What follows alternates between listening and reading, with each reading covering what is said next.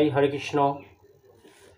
আজকে যেই বাজনাটা বাজালাম এই বাজনার বিষয় নিয়ে জানবো আমরা। বাজনাটির মাত্রা হলো 14 এবং এই বাজনাটা বেজে থাকে আমরা হাতুড়ির মধ্যেও বাজাতে পারি এবং যখন আমরা মেল বাজনা তখনও বাজাতে পারি, আবার গানে বিরামের সময় বাজাতে পারি আমরা। বিরাম বলতে যেটা গায়ক গান করার পর বৃন্দাবন যাওয়ার আগে যে বিরাম এবং কাটানো বলে, যে সময়টা আমাদেরকে দেয় বাজানোর জন্য, তখন আমরা বাজাতে পারি না। সাপোজ যদি বাসুদেব ঘোষে কহে মনে রহ হরিষে রে, বাসুদেব দাগে না তাকে দাগে না দাগে না দাগে না চা। তো আজকে এই বাজনাটা নিয়ে আমরা জানবো। আজকে আমরা বাজনার বিষয়টা জানবো না। হাতটা কিভাবে পড়ছে, কত্তা আমরা কিভাবে বাজাবো। তাহলে বাঁ দিকে নেবো ক, ডান দিকে নেবো তা।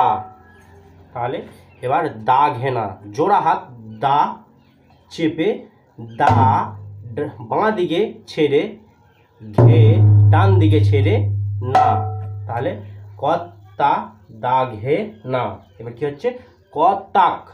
তাহলে ক তাক, আবার দা, আবার জোড়া কিন্তু দা ঘে না। তাহলে কি হলো কত্তা দা ঘে না, কতাক দা ঘে না। এবারে কত্তে তে।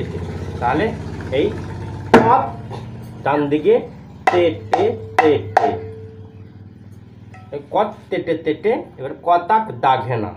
তাহলে ক তাক দা ঘে না, ডান দিকে না। তাহলে কত্তা দা ঘে না, কতাক দা ঘে না হলো, কত্তে তে কতাক দা ঘে না হলো। তাহলে এবার কি হচ্ছে কত্তা কতাকতা। তাহলে কত্তা বাঁ দিকে কতাক, ডান দিকে সেটে একদম কতাকতা। আবার এবারে ডান দিকে তা ওপেন, কত্তা কতাকতা। কত্তা দাঘে না, কতাক দাঘে না, কত্তে তে কতাক দাঘে না, কত্তা কতাকতা হচ্ছে না। ধেরে তেটে কতাক দাঘে না ঝাঁকি। তাহলে ধে জোড়া ধে রে তে।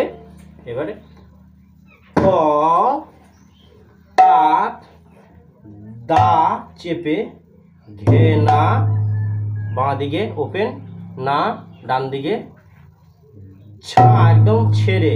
এবার খিটা কি হচ্ছে না, খি আলি খি 3 বার হচ্ছে। তাহলে আবার ধে রে তে ক তাক দা ঘে না ঝা খি, ধে রে তে কতাক দা ঘে না। লাস্টেরটা আর খিটা হবে না, তালিটা। তাহলে 2 বার খি তালি, কিন্তু লাস্টের টার খি হচ্ছে না না। বুঝতে পেরেছো আশা করি। ভিডিওটা ভালো লাগলে একটা লাইক এবং একটা কমেন্ট করে যেও, কারণ একটা লাইক একটা কমেন্ট অনেকটা মোটিভেশন করে ভিডিও বানানোর জন্য। জয় নিতাই, হরে কৃষ্ণ।